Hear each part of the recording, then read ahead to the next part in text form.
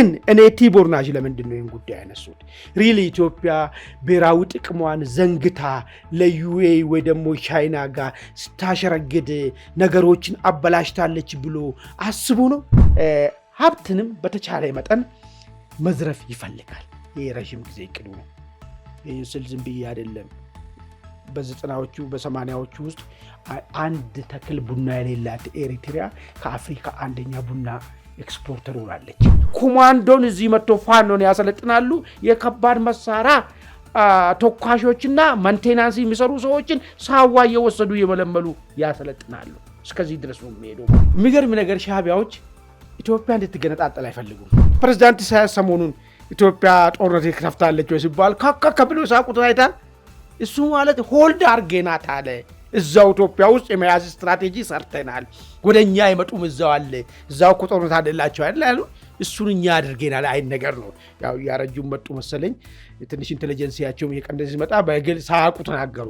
ትላንትና በአማራ ሚሊሻዎች ዘር ማጥፋት፣ ኢትኒክ ክሊንሲንግ፣ ሴቶች ተደፍሮ ምናምን የሚለውን ነገሮችን ሁሉ እሱን ይክደውና ምን ይላል መሰለኝ? ነገሮች ሁሉ አዳማቸው ሃው ነገሮች ሁሉ የሚጀምሮ ከኦሮሞ ብልጽግና ነው። ወያኔማ እንደዚህ ኢትዮጵያ ሕዝብ ላይ የተጨማለቀ ከሚኖር ህይወቴ ቢጠፋ ይሻለኛል። አንተ በፈንቅለ መንግስት ውስጥ ቢገባ ወይ አፈር ታለብሳለህ ወይ አፈር ትለብሳለህ። ከሁለቱ አንድ ነው።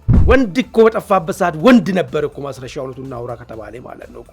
ዛሬ ብዙ ተናጋሪ ብዙ እንትን አለ እዚህ ሀገር ውስጥ ማለት ነው። በመሳደብ አዋቂው ነው። ወልቃይት በእንትን ደረጃ ነው ያለው በአማራ ክልል ውስጥ ያለው። ለምንድን ነው የአማራ ክልል ፕሬዝዳንት ያልተገኙት? ትልቅ የአሜሪካ አምባሳደር ነው መጣ እኮ። አሁን እሱ ራሱ አወዛጋቢ ምንም አወዛጋቢ የለውም። በቃ ከዚህ በፊት አይደለም ከዚህ በፊት በየትኛው ህግ ነው ሄደ? መጀመሪያ በህግ አላጸኑት ቆይ፣ መጀመሪያ በየትኛው ህግ ሄደ? አይደለም ቆይ ነው ሄደ። ሁለቱም አይደለም መጀመሪያ ህጋዊ የሚጠይቀው ከሆነ የህግ ርምት ነው አይደለም የሚጠይቀው ማለት ነው። በየትኛው ህጋዊ መንገድ ነው ወልቃይት ወደ ባረ?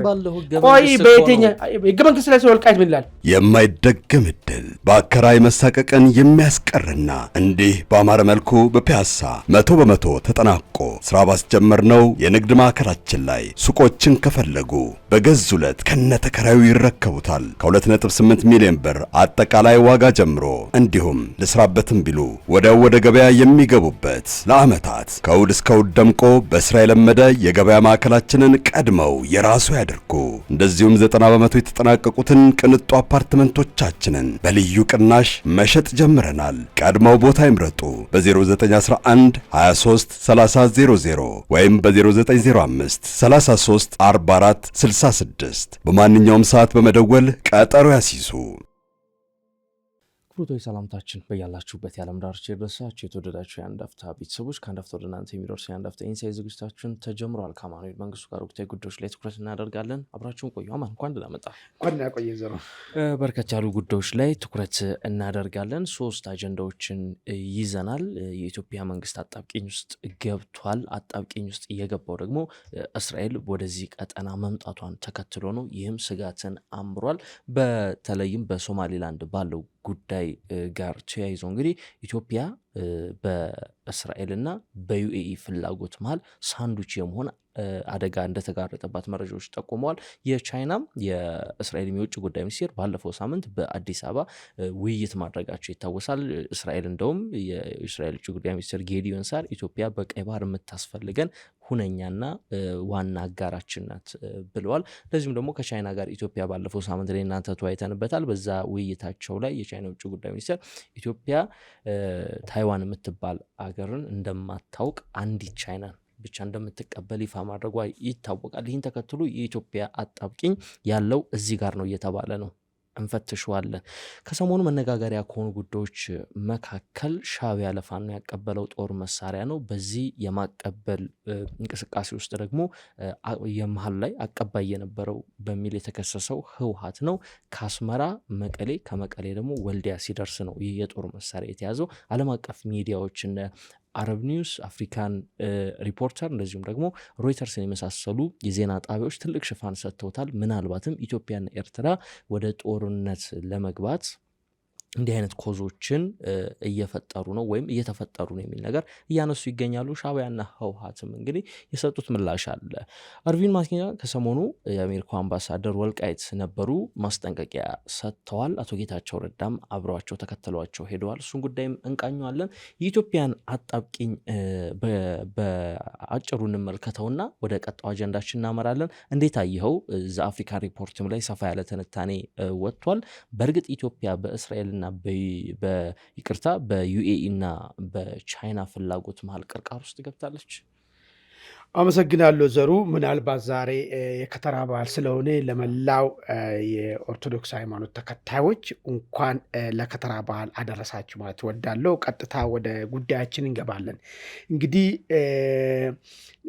ቲቦር ናጅም በትዊተር ገጻቸው ይህን ጉዳይ ገልጸዋል። ኢትዮጵያ በሁለቱ ኃይሎች ፍላጎት መካከል ቅርቃር ውስጥ ያለችው ያም ዩኤኢ እና ቻይና ነው። ነገር ግን ኢትዮጵያ ለረዥም ጊዜ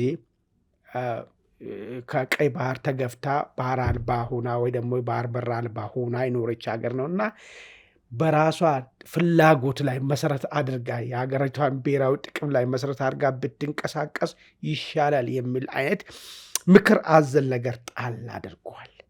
ባለፈ እኛም ፕሮግራማችን በሰራ ነው ላይ ዛሬ ሳምንት ይመስለኛል የቻይና ውጭ ጉዳይ ሚኒስቴር እዚህ መምጣትን ተከትሎ ለኢትዮጵያ ቅርቃር ውስጥ ሊገባ የሚችልበት አጋጣሚ እንዳለ አንስተን ነበር። እሱ ምንድን ነው? የታይዋንን በተመለከተ ኢትዮጵያ የምትይዘው አቋም ምናልባት ምዕራባውያንን ቀጣይ የሶማሌላንድ ዕጣ ፈንታ ሀገር ሆና እውቅና ካገኘች በኋላ እውቅና የምትሰጠው ለታይዋን ነው ተብሎ ነው የሚጠበቁ። ይሄ የወስተርኑ ፍላጎት ነው። በሌላ መልኩ ደግሞ የነ እስራኤል ደግሞ ቀጠናው ላይ እስላሚክ ስቴት ሆና ለእስራኤል ጥሩ ወዳጅ የሆነች አገርን ማፍራት ነው። በሁለት ከፍለን ነበር ያየነው ምናምን የዛሬ ሳምንት ማለት ነው። በዚህ ሂደት ውስጥ ኢትዮጵያ የምትይዘው አቋም ቅርቃር ውስጥ ሊከታት ይችላል። አንደኛው ነጥብ ከዚህ ከሶማሌላንድ አካባቢ ታገኛለች ተብሎ የሚጠበቁ የጀመረው ጉዳይ ያነ ሜሞራንደም ኦፍ አንደርስታንዲንግ ሲፈረም የሶማሌላንድን ጉዳይ ፐብሊክ ያመጣችው ወደ ዓለም ጉዳዩን ያወጣችው ኢትዮጵያ ነች። ስለዚህ ያ ሂደት በሂደቱ ቀጥሏል። ከሚዲያ ላይ ቢጠፋም ጨዋቱ ቢቀንስም በውስጥ ለውስጥ ግን ሂደቱ ቀጥሏል። ኢትዮጵያ ወታደራዊ ቤዝ የማገኘቱ የሚለው ጉዳይ ስላለ አሁን ለእስራኤል እውቅና ስሰጥ ቀጥላ ኢትዮጵያም እውቅናውን ሊቀጥል ስለሚችል ያ የታሰበው ነገር ታገኛለች የሚል ግምት ስለነበረ ግን እሱን ብቻ አግኝታ ዝም እንድትላል ለሚፈለጉ የታይዋኑ ጉዳይ ላይ አቋም እንድትይዝ ምዕራባውያን ይፈልጋሉ የሚል ነገር አንስተን ነበር። ግን እሱ ነገር ላይ ኢትዮጵያ ግልጽ ያለ አቋም ነው ያስቀመጠችው። እኔ አንድ ቻይና ነው የማውቀው፣ ታይዋን የምትባል ሀገርን አላውቅም የሚል ነገር ነው መጣ። ምናልባት እንግዲህ ይሄ ቅርቃር ሊሆን የሚችለው እንዴት ነው? ዩኤኢ ምንድን ነው ፍላጎቷ? ሶማሌላንድን በተመለከተ ቻይና ምንድን ነው ያላት ፍላጎት? ኢትዮጵያ ምንድን ነው ያላት ፍላጎት?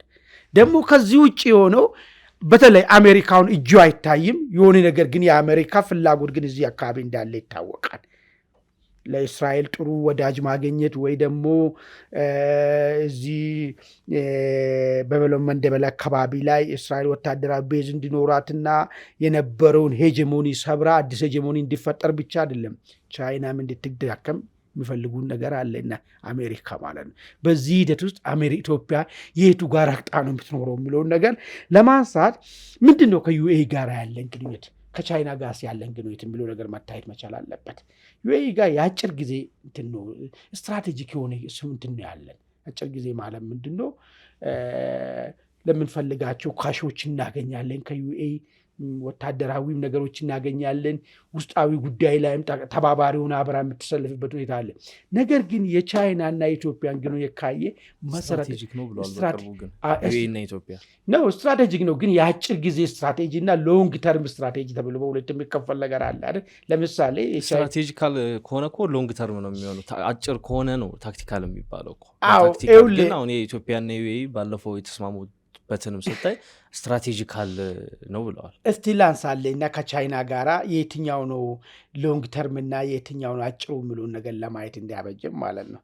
ቻይናውን በጣም ሰፋፊ የባቡር መንገድ ዝርጋታዎች ቻይናዎች ናቸው የሰሩት። ሰፋፊ መንገዶችን ቻይናዎች ናቸው የሚሰሩት። ኢንዱስትሪ ፓርኮችን ቻይናዎች ናቸው የሰሩት ብዙዎቹ ማለት ነው። ይሄ ማለት የረዥም ጊዜ ለረዥም ዘመን የሚያገለግል አጭር ጊዜ ብቻ ሳይሆን ረዥም ስንል ምናልባት ዲኬንድ ልናረግ ትችላለህ። ከዩኤ ጋር የምታደርገው ሰው የነበረው ታሪካዊ ግንኙነቱን ብታይ ከዩኤ ጋር የአጭር ጊዜ ነው፣ ብዙ ነገር አይደለም። ይሄ ነገር ይቀጥላል ወይ አይቀጥልም፣ ፖለቲካሊ ቻርጅድ የሆነ ሪሌሽንም ስላለው እሱ ነው አሁን ሎንግ ተርም እና ሾርት ተርም ብሎ የሚያስቀምጠው። ለምሳሌ ሶማሌላንድን በተመለከተ ከዩኤ ጋር የተለያየ አቋም ላይ ብንገባ ይቀጥላል ወይ ሪሌሽኑ? ሱዳን ውስጥ ያለውን ነገር በተመለከተ ከዩኤ ጋር የተለያየ አቋም ልንይዝ ብንችል ስትራቴጂክ ነው ተብሎ ይቀጥላል ወይ? ያ ነገር እሱ ነው የሚፈተሸው ነገር። ከቻይና ጋር ግን ምንም ውስጣዊ ፖለቲካ ጉዳይ ላይም ሌላ ኢንቴንሽን ስለሌላቸው ያለን ነገር ልማትና ያለን ነገር አብሮነት እና እንትን ይዞ ስለሚሄድ የረዥም ጊዜ ግንኙነት ነው ያለው ተብሎ ነው የሚቀመጠው ነገር ማለት ነው። ከዛ አንጻር ነው። ስለዚህ ዩኤ በምንም አይ መንገድ ቻይናን በሎንግ ተርም ቻይናን በዩኤ መቀየር ይችላሉ የሚል እኔ ደፋር ሀገርም የለም አይደለም ኢትዮጵያ ማለት ነው። እዛም ታሪክም የላትም ዩኤ ማለት ነው። ስለቱ እናውራ ከተባለ ማለት ነው። ግን አሁን ባለው ተጨባጭ ሁኔታ የቱ ጋር ነው ፍላጎቱ? የቱ ጋር ነው? ለምሳሌ አንድ ቻይናን ነው ማቆም ብሎን ነገር ካመጣች ኢትዮጵያ ዩኤ በዚህ ትቀየማለች ወይስ ከኢትዮጵያ ጋር ያለኝ ጉዳይ ስትራቴጂክ ነው በሚል ነገር ቻይና ላይ ያዛችሁት አቋም ነው ይቀመጥ፣ ግን አብረን ለምናደርገው ነገር አብረን መቀጠል እንችላለን የሚል ነገር ይኖራል ወይ በዩኤ በኩል? ለምሳሌ ሶማሌላንድን በተመለከተ አይ በቃ እኛ ይህን ነገር ትተነዋል ብንል ምን አይነት ነገር ሊፈጠር ይችላል? ተረድተኛል ሀሳቤን። ከዛ አንጻር ስታይ ነው ማለት ነው። ግን እኔ ቲቦር ናጅ ለምንድን ነው ይህን ጉዳይ ያነሱት? ሪሊ ኢትዮጵያ ብሔራዊ ጥቅሟን ዘንግታ ለዩኤ ወይ ደግሞ ቻይና ጋር ስታሸረግድ ነገሮችን አበላሽታለች ብሎ አስቡ ነው? ይህ ሀሳብ እስከሆነ ምንድን ነው ማስረጃና መረጃው? በዚህ ስሜት መካከል ተይዛለች ወይ ጥያቄ ምልክት ነው እሳቸው ያስቀመጡት። ነገር ግን ይሄ ጥያቄ ራሱ ለመምጣቱ ምንድን ነው ምን መተማመኛ ነገር አለ? ዝም ብሎ ከአየር ላይ ተወለደ ነው ወይስ ከምን አንጻር ነው ይህን ጥያቄ ያነሱት? ወይስ የአሜሪካ ፍላጎት ነበረ ወይ? ባለፈ ያነሳ ነው ታይዋንን በተመለከተ ኢትዮጵያ የጸና አቋም እንድትይዝ ከቻይና ተቃራኒ የሆነ አቋም እንድትይዝ ይፈልጉ ነበሩ የአሜሪካኖች። ይህንስ ልናደርግበት የምንችልበት ግራውንድ አለ ወይ? ከቻይና ጋር ካለን አይነት ግንኙነት አንጻር ማለት ነው። ከቻይና ጋር ካለን ቁርኝትና ካለን ጥቅም አንጻር ባይዞ ረጃጅም ዓመት እኮ ብድሮችም እኮ ያገኘነው ከቻይና ነው። የሚገርም ነገር ብዙ ነገሮችም አሉ በዚህ ሀገር ውስጥ የሚሰሩ ነገሮችን። ከዚህ አንጻር ለወስተርን ብለን ይህን ሪሌሽን ማበላሸን ነበረብን ወይ? እንድናበላሽም ነው ወይ እያስገደዱን ያለው የሚለው ነገርም መታየት መቻል አለበት ማለት ነው። ወደንም ጠላንም ሁለቱም መምረጥ የማንችልበት ዘመን እየመጣ ነው ማለት ነው። የታይዋን ጉዳይ ወይ ጠቀለ ወደ ምዕራቡ ትገባለ ወይ ደግሞ ጠቀለ ወደ ምስራቁ የሚገባበት ሁኔታ እየመጣ ነው። ሪሌሽናቸውን ዲተርማይንድ የሚያደርጉበት በታይዋን አድርጎ አንዱን መስፈርት አድርጎ ሊያመጡብኝ የሚችሉበት አጋጣሚዎች ይኖራሉ ማለት ነው። እንግዲህ በጣም ጥሩ ብዙ እየተባለ ነው የሚገኘው በሁለቱ ሀገራት ፍላጎት መካከል። የኢትዮጵያ መንግስትም አጣብቂኝ ውስጥ እየገባ ነው ወይ የሚሉ ጉዳዮች እየተነሱ ነው። በተለይም የአንተ በስፋት እንደጠቀስከው የሶማሌላንድ እና የታይዋን ጉዳይ ደግሞ እዚህ ጋር ዋናው የአጣብቂኙ ማዕከል ነው ሊባል ይችላል። ወደ ቀጣይ አጀንዳችን ስንሄድ ከሰሞኑ እንግዲህ ትልቅ መነጋገሪያ ከሆኑ ጉዳዮች መካከል የኤርትራ መንግስት ሻዕቢያ ለፋኖ ታጣቂዎች ሲያቀብል ተያዘ የተባለው የጦር መሳሪያ ጉዳይ ነው። በእርግጥ በዚህ ለፋኖ ጦር መሳሪያ በማቀበል የተከሰሱት ሻዕቢያና ህወሓት አስተባብለዋል። እኛ አልፈጸምም፣ እንደውም የኢትዮጵያ መንግስት ጦርነት ሊከፍት ኮዝ እየፈጠረብን ነው የሚል ክስ ለሮይተርስና ለቢቢሲ አቅርበዋል። ምላሻቸውን በዚያ በኩል ሰጥተዋል። ይሁንና ግን የፌዴራል ፖሊስ ባወጣው ጠንከር ያለ መግለጫ ከኤርትራ ተነስቶ ከዚያ መቀሌ፣ ከመቀሌ ደግሞ ወልዲያ ሊደርስ ሲል እንደያዘ ተናግሯል። ይህ መረጃ ከመውጣቱ ከ3 እና 4 ቀን በፊት ደግሞ ከኤርትራ መነሻውን ከኤርትራ ያደረገ እና መዳረሻውን ትግራይ ያደረገ 3 ተሳቢ የጦር መሳሪያ ትግራይ መራገፉን የሚገልጽ መረጃ ወጥቶ ነበር። ይህን ስታይ ሻዕቢያ በአማራ ክልል ብቻ ሳይሆን ጥይት እያቀበለ ያለው በትግራይ ክልል ጭምር ጥይት እያቀበለ ነው። ይህ ለምን በዚህ ጊዜ ሊያውም በስፋት እንዲህ አይነት ድርጊቶችን ሻዕቢያ ለመከወን ደፈረ የሚለው ነገር እንግዲህ በጥያቄነት የሚነሳ ነው። ይሄ መረጃ እንዴት አየው አማን? በጣም ጥሩ መረጃው አሁን ነው መጥቷል አልመጣም መሳሪያው አይሆን ተብሎ ለጦርነት ተፈልጎ የተፈጠረው ሰበብ ነው ኮዝ መፍጠሩ ምናምን የሚለው እሱ ጉንጭ አልፋ ጉዳይ ነው። ሻዕቢያ ምን አይነት አካሄድ ነው የሚከተለው? ከዛ አካሄዶች ውስጥ አሁን የተገኘው የተተኳሹ ጉዳይ ምን ነው የሚያመላክተው? ተተኳሹ ደግሞ መስመሩን ይዞ የመጣበት መንገድ ኢትዮጵያ ውስጥ ከሚፈለገው አዲስ የፖለቲካ አስተላለፍ ጋር ምን ግንኙነት አለው? ዝም ብሎ ተተኳሹ መምጣት ብቻ አይደለም። ተተኳሹ እንዴት ነው መጣው? ሪሊ በጣም በተጨበረበረ መንገድ ሰዎችን በብር በመግዛት ብቻ ነው የመጣው ወይስ ይሄንን መስመርን ሆን ተብሎ ኢትዮጵያ ውስጥ ያሉ ፖለቲካ ኃይሎች ተናቦ ያደረጉት ነገር ነው ወይ? ይሄ ከሆነስ ይሄ የተናበበ ሁኔታ እንዴት ነው ውጤታማ ሊሆን የሚችለው? እንዴትስ መንግስት ይሄንን ካውንተር ማድረግ ይችላል? ካውንተር ለማድረግ ምን ማድረግ አለበት? ካውንተር እንዳይደረግ ደግሞ ምን እያደረጉ ነው በእነሱ ወገን የሚለውን ነገር ሰፋ አድርጎ ማየቱ ጠቃሚ ይመስለኝ እንጂ መሳሪያው መጣ አልመጣ ምናምን እኮ ፋክት እኮ ነው እኮ እያንዳንዱ የሚፈነዳው የክላሽ ጥይት፣ የብሬን ጥይት፣ የዲሽቃ ጥይት ከየት እንዴት ምናምን ብለው ነገር ምንም እንትን የሚያስፈልጉ ነገር አለ። እኔ እሱ ላይ ለመናገር እንፈልጉ የመሳሪያው አሰላለፍ ጀርባ ምን አይነት ፖለቲካል አሰላለፍ አለ? ይሄን ደግሞ እውን ለማድረግ ምን አይነት ፖለቲካል ናሬቲቭ እየተፈጠረ ነው? ይሄ ፖለቲካል ናሬቲቭ ደግሞ መጨረሻ ላይ ምን ሊያመጣ ይችላል? መንግስት ይሄን መቀልበስ ይችላል ወይስ አይችልም? ለመቀልበስ የሄደበት መንገዶቹ ምን ይዞ ነው ሊቀለበስ የሚሄደው? የያዛቸው ነገሮች ሊቀለብሱለት የሚችሉ ነገር ናቸው ወይስ ልክ ውሃ ላይ እንደምንሳፈው ኩበት ነው የሚሆኑት የሚለውን ነገር በደንብ ማየቱ ጠቃሚ ይመስለኛል። መጀመሪያ የሻዕቢያ ጉዳይ ብናነሳ ሻዕቢያ ኢትዮጵያን በተመለከተ ኤርትራ መንግስት ሁለት መንገድ ነው የሚቀደው። አንደኛው የረጅም ጊዜ እቅድ አለው፣ ሁለተኛው የአጭር ጊዜ እቅድ አለው። የረጅም ጊዜ እቅዱ ምንድነው? ኢትዮጵያ ውስጥ መግባባት የሌለበትን አገር እንድትሆን ነው የሚፈልገው ታይም አለ። በተለይ ደግሞ አገራዊ አንድነትን በተመለከተ የፖለቲካ ኃይሎች መካከል በፍጹም መግባባት የሌለባት አገር እንድትሆን ይፈልጋታል። ሀብትንም በተቻለ መጠን መዝረፍ ይፈልጋል። ይህ ረዥም ጊዜ እቅዱ ነው። ይህን ስል ዝም ብዬ አይደለም። በ90ዎቹ በ80ዎቹ ውስጥ አንድ ተክል ቡና የሌላት ኤሪትሪያ ከአፍሪካ አንደኛ ቡና ኤክስፖርተር ሆናለች። ዛሬም አሁን ያን እንደ ትንግርት ነው መስለናል። ዛሬም ከፍተኛ የኢትዮጵያ ወርቅን ወደ ውጭ ሀገር እየላኩ ይጠቀሙት ያሉት ኤርትራኖች ናቸው። ይሄ ነው ስትራቴጂ የረጅም ጊዜ እቅዳቸው ማለት ነው። ሌላ በተለያየ መንገድ ፖለቲካውን በእጅ አዙር ማሾር ይፈልጋሉ። ምንድነው? በኤርትራ ስሪት ኤርትራ እንደፈለገች ሂድ ግባ ብላ ልታዞ የሚችለው የፖለቲካ መስመርን ኢትዮጵያ ውስጥ እንዲኖር ይፈልጋሉ ማለት ነው። በሀብት ደረጃ ዘረፋ ይፈልጋል። በፖለቲካ ደረጃ በእነሱ ቁጥጥር ስር ያለ ኃይል ኢትዮጵያ ውስጥ እንዲኖር ይፈልጋል። በህዝብና በሊቃን ደረጃ ደግሞ አለመግባባትና አንድ የጋራ ስሜት የሌለበት ሀገር እንድትሆን ይሄ የረጅም ጊዜ እቅዳቸው ነው። የአጭር ጊዜ እቅዳቸው ግን ያለምንም ቅድመ ሁኔታ መንግስትን የሚቀናቀኑ ኃይሎችን ማገዝ ነው። ሁለቱን ታሰምርልኛለ። ያለምንም ቅድመ ሁኔታንና ማገዝ የሚባለው ማለት ነው። ይሄ ለምንድን ነው? መንግስትን ቀስቶ ለመያዝ ሆልዲንግ ነው። ወደ ኤሪትራ እንዳትንቀሳቀስ፣ ወደ ሻዕቢያ እንዳትሄድ፣ ጉዳዩን እዚሁ ጋር ብቻ ተጠርፈ እንድትያዝ የሚጠቀሙትበት የአጭር ጊዜ ስትራቴጂያቸው ነው ማለት ነው። እስቲ ማገዝ የሚለው ነገር እነማንን ነው የሚያጠቃለው?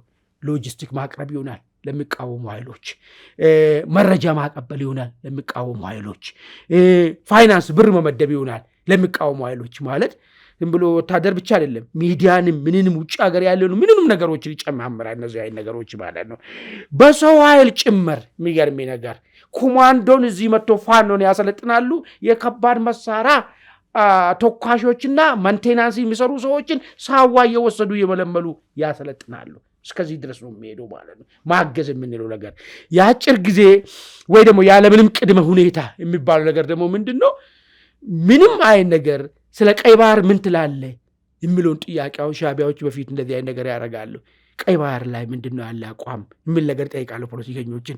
ኤርትራ የምትባለው ሀገርን በተመለከተ ምን አቋም አለ ምናምን የሚባል ነገር አለ። አሁን እንደዚህ አይነት ነገር የለም። ማንም ቢሆን ቀይ ባህርን ቀማለው የሚበለም ኤርትራ ከኢትዮጵያ ተገነጠለች ኢትዮጵያ ለአንገት ቀረች የሚል አመለካከትም ያለውም ቢሆንም ዝም ብሎ አግበስብሶ ያለምንም ቅድመ ሁኔታ ማገዙ ይሄ ኢትዮጵያን ቀስቶ ለመያዝ የሚጠቀሙበት ስትራቴጂያቸው ነው ማለት ነው። ሌላ ጉዳይ የሚገርም ነገር ሻዕቢያዎች ኢትዮጵያ እንድትገነጣጠል አይፈልጉም። ለምን እንደማይፈልጉት እሱን ነገር ታውቃለህ? እንዳለች ከሆነች ነው ሪሶርሱን የተዳከመች ቅድም ያልኩ ነገር አይት ኢትዮጵያን ፈጥረ እሱ ውስጥ እጅን ከቴ መውሰድ ነው እንጂ ከተበታተነ ሪሶርሱን የማይደርሱበት ቦታዎችም ሊፈጠር ይችላል።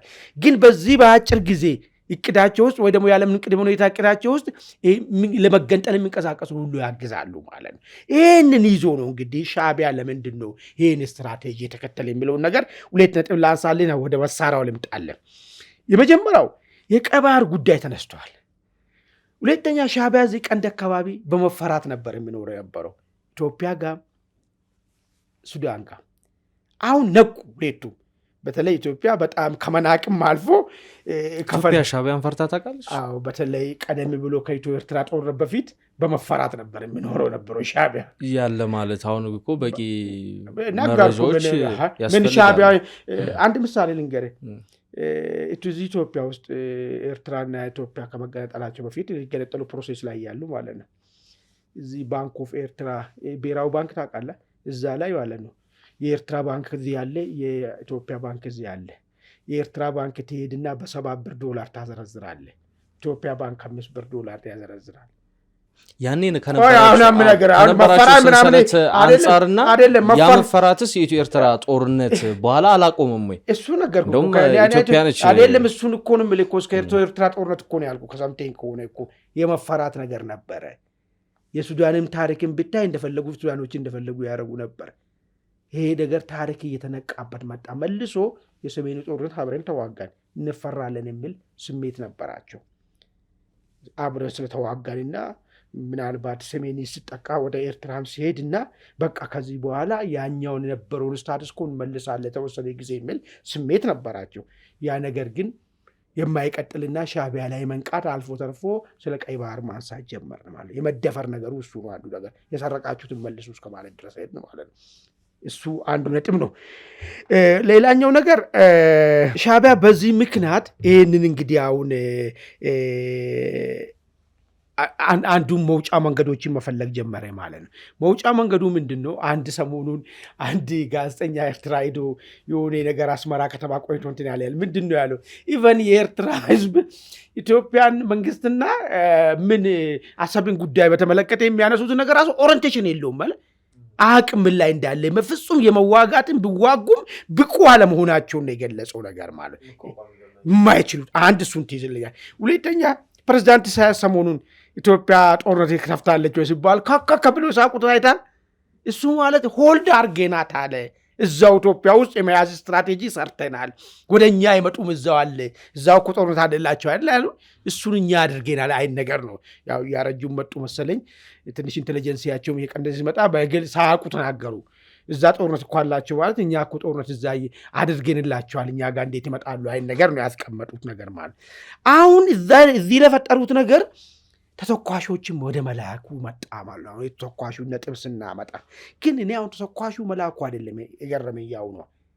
ለምን መሰለኝ ተተኳሽ እንደሚላክ አውቃለሁ። እኔ በሱዳን በኩል ዞሮ እንደሚገባም አውቃለሁ። አንዳንዴ ተሽሎክልኮ እዚህ በሐምዳይ በኩል አድርጎ ታኮ ወልቃይትን መግባት ስለማይ በዛኛው ታኮ እንደሚገባም አውቃለሁ።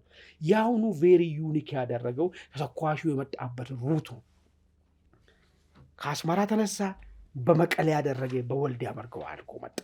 ስለዚህ የዚህ ተተኳሽ ጀርባ ኤርትራ አለች፣ ህወሓት አለ፣ ፋኖ አለ ማለት ነው።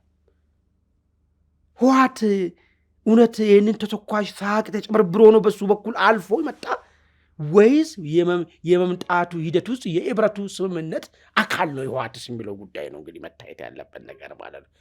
ተጨበርብሮ ነው ብዬ አላስብም። እኔ በፍጹም አላስብም። ሊሆን የሚችለው ተማምኖ ለፋኖች መሳሪያ ቀብሉ ወይ ደግሞ ፋኖና ህወሓትን አጣብቆ ያዘው ሻዕቢያ ነው እንደሚባለው እሱ ነገርን ተግባራዊ ለማድረግ ነው የመጡት ማለት ነው። ኦኬ እንደዛ ከሆነ ታዲያ ህወሓትና ፋኖ ቴክኒካል ታክቲካል አላይንስ ነው የፈጠረው ወይስ ስትራቴጂክ አላይንስ ነው የፈጠረው የሚለውን ነገር ማየቱ ጠቃሚ ይመስለኛል ማለት ነው። ሁለት ነገር እስቲ ላንሳለ። የመጀመሪያ ሁለቱ ታክቲካል አላይንስ ወይ ደግሞ ታክቲካል ስምምነት ካደረጉ መንግስትን ማዳከም ላይ የተመሰረተ ስምምነት ሊያደርጉ ይችላሉ። ይሄ ማለት ሎጂስቲክን መቀባበል፣ ስለሌላ ጉዳይ አነሱም። እንዴት ነው አገር የምንመራው፣ እንዴት ነው እኛ አብረን ልንሰራ የምንችለው፣ በምን ሂሳብ ላይ ነው ምናምን የሚለው ነገር ሳያነሱ ብቻ ልዩነታችን እንዳለ ሆኖ በእኛ በኩል ከጌታችን ይመጣልን ነገር እናሳልፈን እንሰጣቸዋለን፣ ሌላ ጥያቄ አናወራም፣ ያ ጥይት ነገ እኔንም ሊወጋ ይችላል የሚለው ነገርም እሱ ነገሮች ላይ አይነጋገሩም ማለት ነው። ብቻ ማቀባበል ጊዜያዊ የሆነ ነገር እናንተም በራሳችሁ መንገድ ሂዱ እኛም በራሳችን መንገድ እንሄዳለን አይነት የሚል አቋምን ይዞ ሊሆን ይችላል። አንድ እሱ ነገር ግን ረጅም ጊዜ እቅድ አውጥቶ ግን ከሆነ አብሮ ለመስራት ወስነዋል ማለት ነው። አብሮ ለመስራት ደግሞ ከወሰኑ መንግስትን አብሮ ለመገልበጥ ወስነዋል ማለት ነው። ፋኖና ህወሓት አብሮ ለመስራት ከወሰኑ ሁለት ነገሮች መሰረታዊ ነገር ግዴታ የሚያደርጉት ነገር ይኖራቸዋል ማለት ነው። የመጀመሪያው ዲናይል ኦፍ ዘ ኮዝ የሚታገሉበትን ዓላማ መካድ ማለት ነው። ለምሳሌ በፋኖ በኩል አማራ ለዚህ አደጋ የተዳረገ ሁሉ ህወሓት አስተሳሰብ ይዞ መጥቶ በዛ አስተሳሰብ ደረጃ ህገ መንግስቱን አርቅቆ በዚህ ህገ መንግስት ደረጃ የአማራን ጥቅም የሚነካ አማራ እንዲጠላ አማራ ጨቋኝ ሆኖ እንዲታይ አድርገዋል የሚል ነበረ። አሁን ህወሓት ከሄደ በኋላ ይሄ ነገር መቆጣጠሪያም ስለጠፋ በዚህ ሀሳብ መሰረት አማራ ተጠቃ፣ አማራ በየሄደበት መፈናቀል የህልውና አደጋ መጣበት የሚሉትን ሀሳብ እሱን ድና ያደርጉትና ይክዱትና ሌላ ናሬቲቭ ይፈጥራሉ ማለት ነው። ለምሳሌ ምን ጀመሩ መሰለ? አማራን አከርካሪ የሰበረው ደርግ ነው የሚል ነገር ናሬቲቭ ተጀምረዋል። ይሄ ዝም ብሎ መጣ እንዳይመስል የዚህኛውን ፋክቱን ኮዙን መካድ ነው። ትክዳለ መጀመሪያ ከካድከው በኋላና ሌላ ኮዝ ትፈጥርለታለ ማለት ነው። ለምትፈጥረው ትብብር አንድነት ለምትፈጥረው ነገር አማራን እኮ የሰበረው አማራን እኮ ያንኮታኮታ አማራን ለመከራ ያዳረገው ደርግ ነው የሚል ነገር ጀመሩ ማለት ነው። የፋኖ ሚዲያዎች ላይ ይሄ ሆን ተብሎ በቲንከሮች ታስቦ ወደ አደባባይ እንዲወጣ የተደረገበት ነገር ነው ያለው ማለት ነው። ኦኬ በህወሓት በኩልስ እንዴት አድርጎ ነው ኮዙን ሊረሳ የሚችለው የሚለውን ነገር ህወሓት ምንድን ነው የሚለው? እያንዳንዱ የትግራይ ተራራዎች፣ ኮረብታዎች የአማራ መቃብር ይሆናሉ፣ በአማራ መቃብር ላይ የትግራውያን የበላይነት ሰፍኖ ይኖራል ብሎ ነው ያታግሎ ያሸነፈው። አሁንም ደግሞ እያለ ያለው ነገር ምንድነው? ትላንትና በአማራ ሚሊሻዎች ዘር ማጥፋት፣ ኤትኒክ ክሊንሲንግ፣ ሴቶች ተደፍሮ ምናምን የሚለውን ነገሮችን ሁሉ እሱን ይክደውና ምን ይላል መሰለ?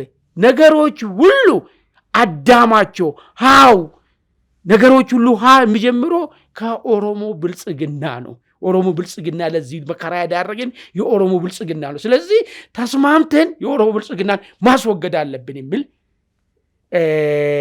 ሀሳብ ጋር ይመጣሉ ማለት ነው። ይህንን ኮዛቸውን የመጀመሪያ ኮዛቸውን ሁለቱም ይክዳሉ ማለት። ይሄ ከሆነ አንድ አብረው ሊሰሩ የሚችሉበት እየታየ ያለው አቅጣጫ አንዱ ይሄ ነው።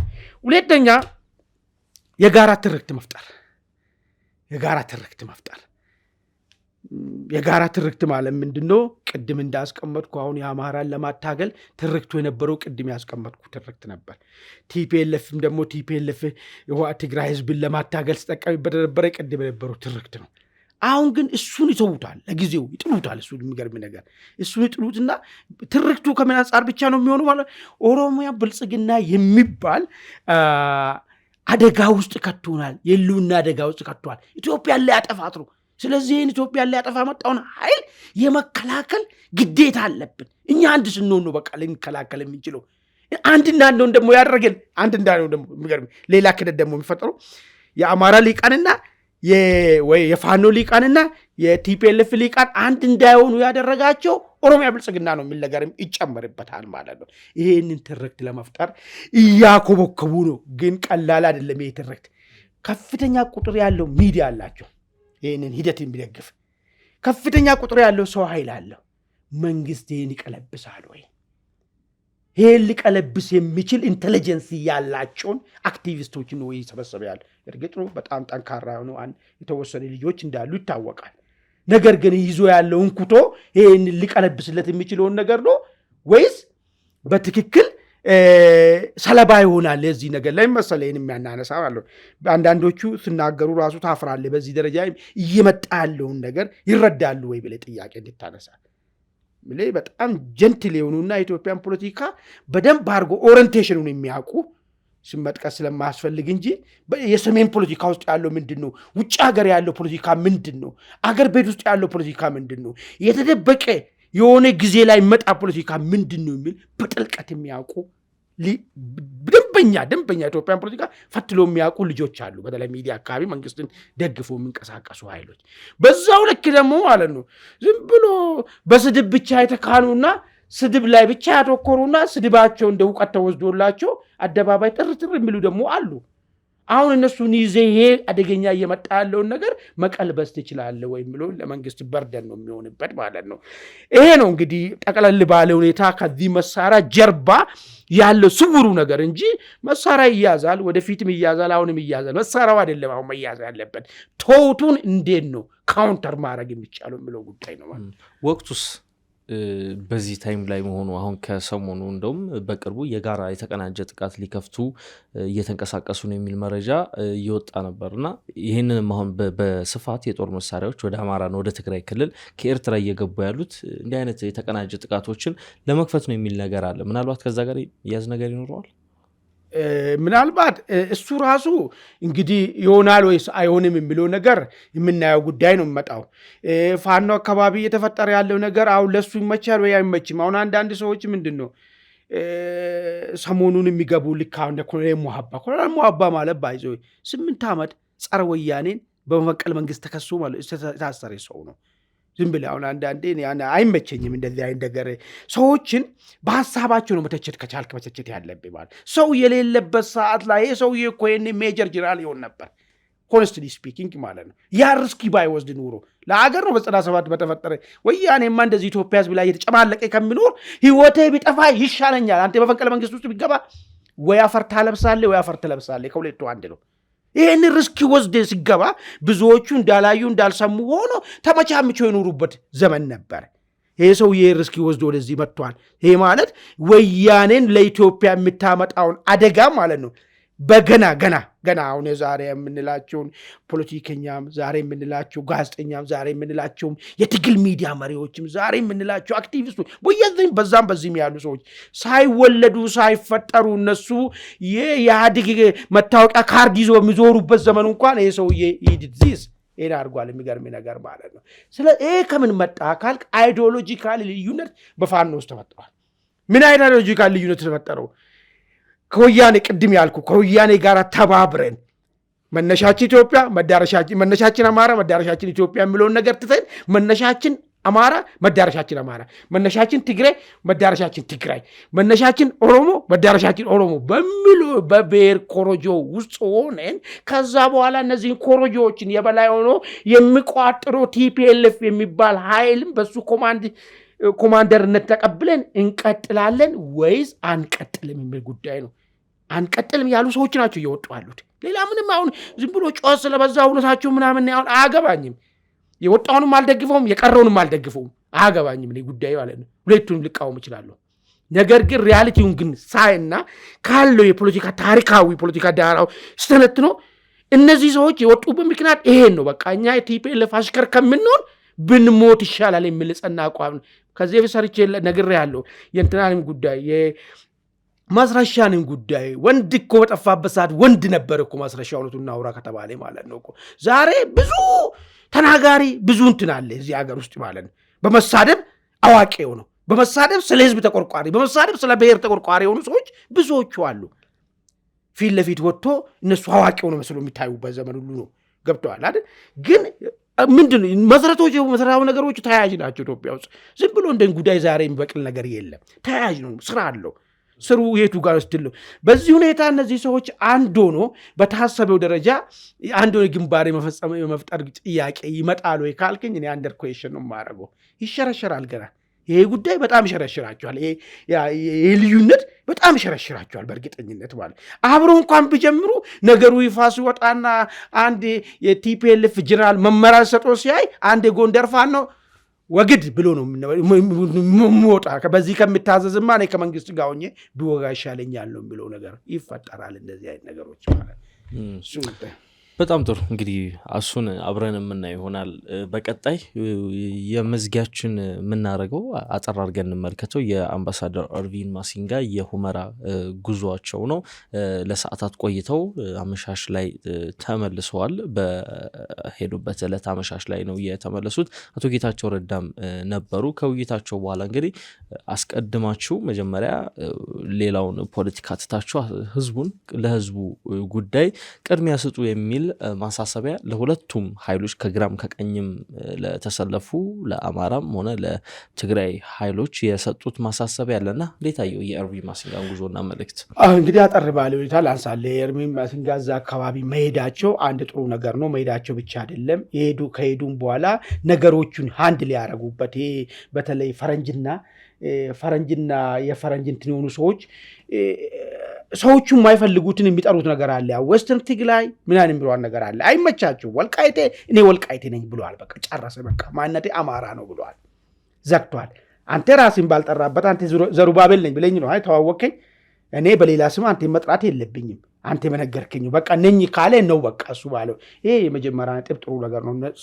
ሰዎቹ ራሳቸውን በሚጠሩት መጥራት ወይ ደግሞ አወዛጋቢ የሚሆኑ ንግግርን ላለመናገር ሁመራ ሄጄ ማለታቸው እኔ በጣም አፕሪሺየት አድርጌያለሁ። እኔ አሁን ውስጥ ትግራይ የሚለው ነገር የጌታቸው ዲክሽነሪ እና ጸዳለ ዲክሽነሪ ላይ ብቻ አይቀሩ ይመስለኛል። አሁን ሳይሆን ማለት ነው እሷ ተረስቶባት ተወርውራ ወጣ ነው ውስጥ ትግራይ የሚለው ነገር ለማስታወስ አምባሳደሩ የረሱት መስሏት ማለት ነው ያረገችው ነገር። ግን ጉዞ ሂደቱን በተመለከተ ምንድነው ግቡ? ጉዞ የተጓዙበት እዛ ጉዞ ውስጥ ወልቃይት በእንትን ደረጃ ነው ያለው፣ በአማራ ክልል ውስጥ ያለው። ለምንድን ነው የአማራ ክልል ፕሬዝዳንት ያልተገኙት? ትልቅ የአሜሪካ አምባሳደር ነው መጣ። በዞን ሌቨል ባሉ ሰዎች ብቻ ለምንድን ነው አቃዋለም የሚደረግለት? ይሄ አንድ ጥያቄ ነው፣ አይምሮ ውስጥ የተፈጠሩ ጥያቄ ነው። በዛን ሁለት አይ ቲንክ ባህር ዳር ላይ አንድ የሆነ በፈለገች ዝግጅት አሬንጅ ይደረጋል። ይሄ እኮ አገር አሜሪካ ነው። ዝም ብለህ አይደለ፣ ፕሮቶኮል እኮ አለ እኮ። በክልሉ ፕሬዝዳንት ነው አቀባበል ልታደርግለት የሚገባው። አለስ ወልቃይት ተጠሪነቷ የአማራ አይደለም፣ አማራ ክልል አይደለም፣ ለፌዴራል ነው ካልከ የፌዴራል ተወካይ ሊኖር ይችላል። አላውቀውም እሱ ነገር፣ የሱ ሌላ ጥያቄ ስላለኝ ነው ግር ያለብኝን ሀሳብ ነው የማነሳው። ባይዞ እኔ እንደተመልካች ሌላኛው ጉዳይ አቶ ጌታቸው ለምን ሄዱ የሚሉ ነገርም አልገባኝም። እኔ አቶ ጌታቸው ስራ ዘርፋቸው የምስራቅ አፍሪካ ጠቅላይ ሚኒስቴሩ አማካሪ ሚኒስቴር ናቸው። ይሄ ኢንተርናል ጉዳይ ነው። የወልቃይ ጉዳይ ምስራቅ አፍሪካ ጋር የሚያገናኘው ጉዳይ የለው። ለምንድን ነው እዛ ቦታ ሄዱት የሚል ጥያቄም አለኝ። ይህን ከዚህ ቀደሜን ጥያቄ ለምን አላነሳም? ጌታቸው እኮ ዛሬ መጀመሪያቸው አይደለም ሁመራ ሲሄዱ በግል መሄድ ይችላሉ። አሁን የሚሄዱት ከሰላም ሚኒስቴር ሰዎች ጋር ነው የሄዱት። የዛሬ 3 ወር አካባቢ ከሰላም ሚኒስቴር ሰዎች ጋር ሄደው ነበር አብሮ አቶ ጌታቸው ረዳ። ያንን ጥያቄ ለምን አላነሳም? አሁን ያነሳሁት የአሜሪካ አምባሳደር ስለመጡ ነው። አሜሪካ አምባሳደርን አቀባበል ሊያደርጉ የሚችሉ አንደኛ የክልሉ ፕሬዝዳንቱን ስላጣው ነው። ስለዚህ አቶ ጌታቸው መሄድ ሌላ ትርጉም ሰጠኝ። ለዛ ነው ይህን ጥያቄ። ምን አይነት ትርጉም? ሌላ ትርጉም ሰጠኛ። አሁን አነ ጠቅላይ እኚህ ሰውዬ መቀበል ያለባቸው የክልሉ ፕሬዝዳንት ናቸው። የክልሉ ፕሬዝዳንት አጣው ከዛ ቦታ ላይ። በአንጻሩ ያየሁት አቶ ጌታቸውን ነው። ስለዚህ ለምን ሄዱ አቶ ጌታቸው የሚል ጥያቄ አነሳብኝ። እኔ ካልሄዱ ክልሉ ፕሬዝዳንትም ከሌሉ ጉዳዩ በዞን ደረጃ ብቻ መታየት ካለበት እሳቸው የሄዱት ወልቃይት አካባቢ ያለውን ችግር ለማየት። አቶ አረጋ ከበደ መገኘት ነበረባቸው። አካባቢ እኮ በኃይል የተመለሰ እንጂ ገና እኮ በህግ የጸና እኮ ኤግዛክትሊ መሄድ ነበረባቸው። አማራ ክልል ውስጥ ነው ያለው፣ ቴሪቶሪ ውስጥ ነው ያለው ቦታው። እኮ አሁን እሱ ራሱ አወዛጋቢ ምንም አወዛጋቢ የለውም። በቃ ከዚህ በፊት አይደለም ከዚህ በፊት በየትኛው ህግ ነው ሄደ? መጀመሪያ በህግ አላጸኑት መጀመሪያ በየትኛው ህግ ሄደ?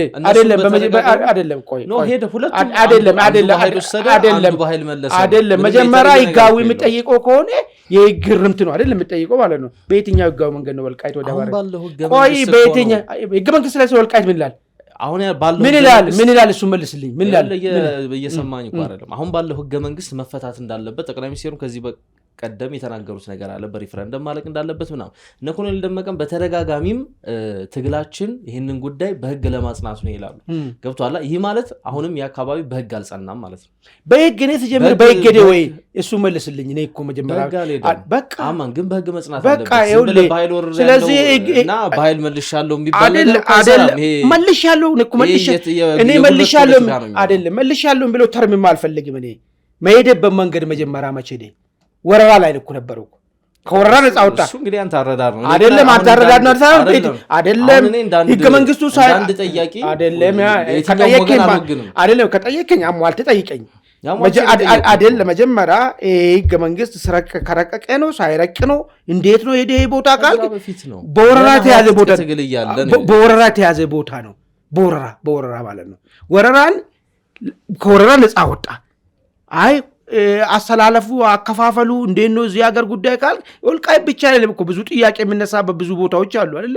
እነሱን ሁሉ በማከለ አዲስ ስትራክቸር ሲመጣ በዛ ውስጥ ያልቃል። ከዛ ውጪ ግን እሱ ያንተ መፍትሄ ሐሳብ ነው። ከዛ ውጪ ግን አሁንም ሲመጣም ሲወሰድም በህገ መንግስት አይደለም ህገ መንግስቱም ሳይቃል ነው የሚል ነገርም አላነሳውልም።